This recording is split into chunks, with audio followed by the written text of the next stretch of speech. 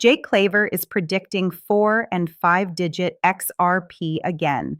The person making that claim on his own podcast just told you he can't find a single Bank of Japan report, BIS paper, or academic source connecting XRP to a reverse carry trade unwind.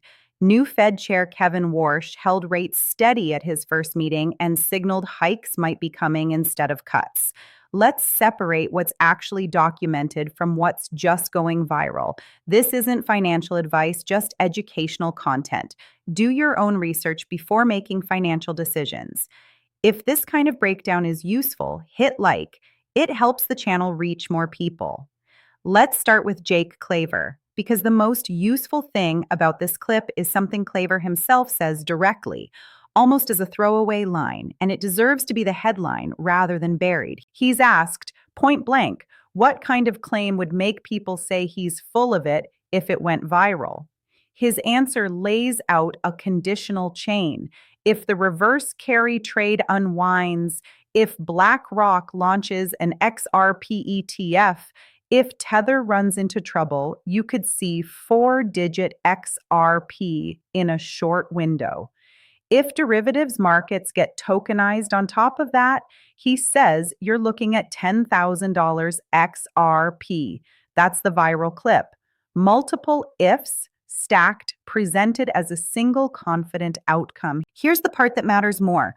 Later in the same conversation, when asked directly about the reverse carry trade thesis specifically, he says something most coverage of this clip leaves out entirely. He's been looking at Bank of Japan reports, BIS reports, academic papers from Japanese economists, specifically searching for any reference to XRP being used if the carry trade unwinds and Japan needs liquidity fast. His own words, it's just not there. Not one paper, not one Bank of Japan report, not one BIS document, not one academic source has ever said anything about XRP being part of that scenario. He says it makes logical sense that a country could turn to a bridge asset like XRP if it needed liquidity quickly, but he's explicit that logical plausibility and documented institutional planning are two different things, and right now this is only the first one. Once you notice that the person citing the reverse carry trade thesis is the same person admitting on camera he can't find it written down anywhere, you stop asking whether the theory is true and start asking why it keeps getting repeated anyway. The honest answer, which Claver gives himself, is that it gets views and clicks regardless of whether it's documented.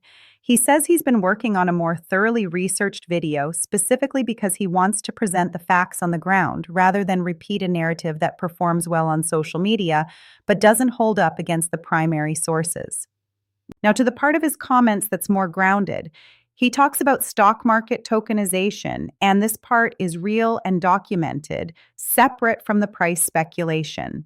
Executives from NASDAQ and the New York Stock Exchange, along with SEC Chairman Paul Atkins, have all publicly indicated that 2026 is the year tokenization of the stock market moves from concept to deployment. The DTCC is moving forward with tokenization plans, and that effort is centered specifically on the Canton network, with Ripple as one of more than 50 participants in that broader working group. There's also the separate Stellar-related development running on its own timeline. What's worth being precise about? The DTCC has not anywhere in any official statement said XRP specifically will be used for settlement. Claver says it directly, and it's worth repeating exactly because it's the kind of caveat that gets dropped when this clip circulates. You cannot find it stated anywhere because it hasn't been stated. What does exist and what creates the speculation in the first place is a DTCC-held patent referencing both XRP and XLM by name, tied to a company called Securency that DTCC acquired. Ripple Prime is also connected into DTCC infrastructure, but as Claver points out, that connection currently serves Ripple's own clients specifically. Whether the DTCC routes broader settlement activity through Ripple Prime or whether XRP plays a role in DTCC infrastructure beyond that is genuinely undecided and undocumented as of now. The honest framing is that there is enough circumstantial connection to make XRP's eventual involvement plausible and nowhere near enough to call it confirmed. Now, let's get into what's actually being built because the institutional adoption picture, separate from the price predictions, has real substance to it. There's a documented pilot involving Ripple, JP Morgan, MasterCard, and Ondo Finance using the XRP ledger for international redemption of a tokenized treasury fund. The developer interviewed about this pilot described it as a natural extension of work Ripple had already been investing in, framing the XRP ledger's value here as a low-friction way to tokenize assets and then move them, settle them, and connect on-chain markets with off-chain systems. The specific capability being demonstrated is liquidity management around tokenized treasuries, including the ability to redeem quickly without the friction layers typical of traditional finance. MasterCard's multi-token network and Ondo's treasury fund infrastructure are both part of that same pilot, which the developer was careful to frame as upgrading existing financial infrastructure rather than replacing it outright. This is the part worth sitting with on its own terms. This is one pilot, with named institutional participants doing something specific and verifiable, the cross-border redemption of a tokenized treasury fund. It's not a claim about future settlement dominance. It's a documented use case that exists right now. The Franklin Templeton relationship deserves its own attention because the timeline is longer and more substantive than most coverage gives it credit for. Sandy Call, head of innovation at Franklin Templeton, has been working with Ripple and building on the XRP ledger for years, going back to before the SEC lawsuit even started, into 2018 and 2019. That means Franklin Templeton kept building on this infrastructure through the entire multi-year legal uncertainty that froze most other institutional engagement. Her described vision is specific.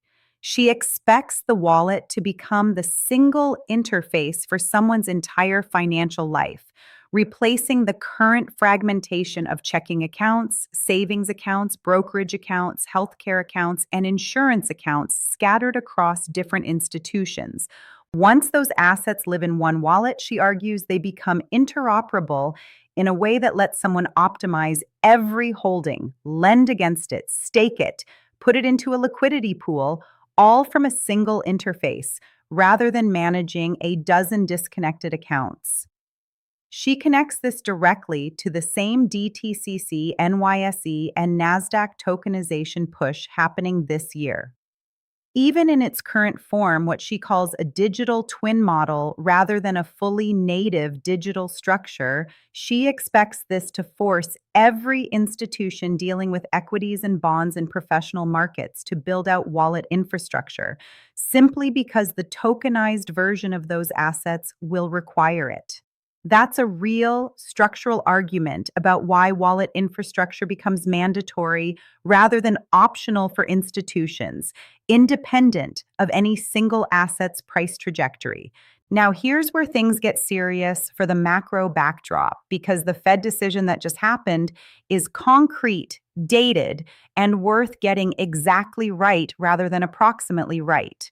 Kevin Warsh took over as Fed chair from Jerome Powell in May 2026. His first FOMC meeting as chair concluded in June with a unanimous vote to hold rates steady at a target range of 3.50% to 3.75%. That decision was widely expected. CME Fed Watch had priced in roughly a 99% probability of no change going into the meeting. What moved markets wasn't the rate decision itself, it was everything around it. Warsh delivered a dramatically shortened policy statement, just over 100 words, compared to the much longer statements under Powell, and he explicitly said the Fed would stop providing forward guidance going forward, arguing that markets function better reacting to actual data than trying to anticipate the Fed's reaction to that data. The Fed's own dot plot, the chart showing individual policymakers' rate expectations, showed that all but one participating member projected rates either staying flat or rising by the end of 2026, with at least 9 of 12 voting members indicating a hike before year-end is warranted. Warsh notably did not submit his own personal projection to that chart.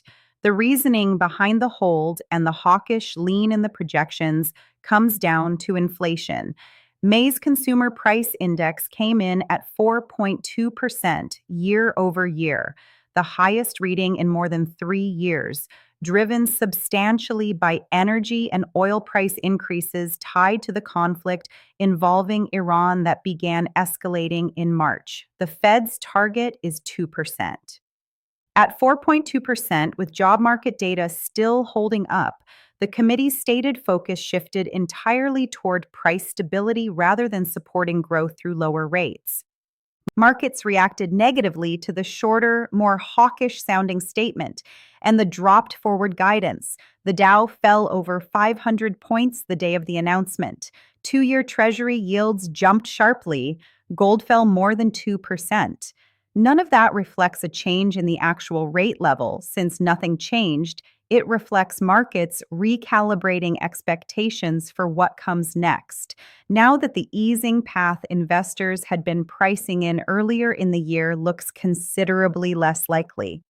Trump, who appointed Warsh specifically and had previously made clear he wanted rate cuts, did not publicly criticize this decision the way he frequently criticized Powell. He told reporters traveling abroad that higher rates keep the country down, but also said he has a very good guy running the Fed now and is guided by what he wants, which is a notably different posture than his past public pressure campaigns against the central bank. What this means practically for risk assets, including crypto, is straightforward and doesn't require speculation to state. Higher for longer rate expectations generally pressure assets that benefit from cheap borrowing and abundant liquidity, while a genuine pivot toward rate cuts tends to support them. With the Fed's own committee leaning toward hikes rather than cuts for the remainder of 2026, the macro tailwind that crypto assets benefited from during prior easing cycles isn't currently present and isn't expected to return until inflation moves meaningfully closer to the 2% target. Let me close with the honest synthesis. Jake Claver's price predictions are explicitly conditional, built on a chain of speculative ifs, and his own reverse carry trade thesis is something he personally couldn't find documented anywhere in primary central bank or academic sources after actively looking. The DTCC tokenization push is real, centered on the Canton network with Ripple as one of more than 50 participants, but XRP has never been officially named as part of DTCC settlement infrastructure, despite a related patent and Ripple Prime's existing DTCC connection. The JP Morgan, MasterCard, Ondo Finance pilot on the XRP ledger is a real, specific, documented use case for tokenized treasury redemption, not a speculative claim.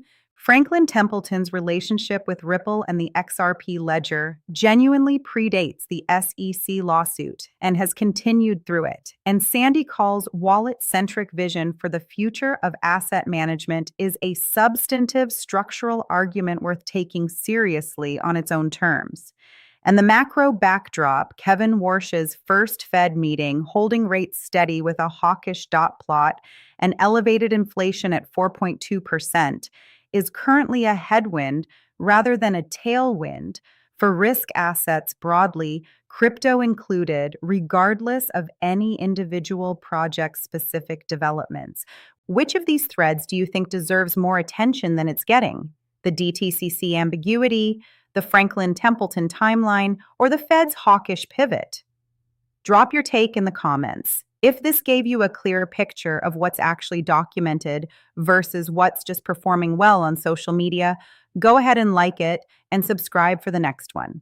Share it with someone who saw the Jake Claver clip without seeing the part where he admits the thesis isn't documented anywhere. The DTCC hasn't said XRP. The Bank of Japan hasn't said XRP. Franklin Templeton has been building on the ledger for years, and that part's real.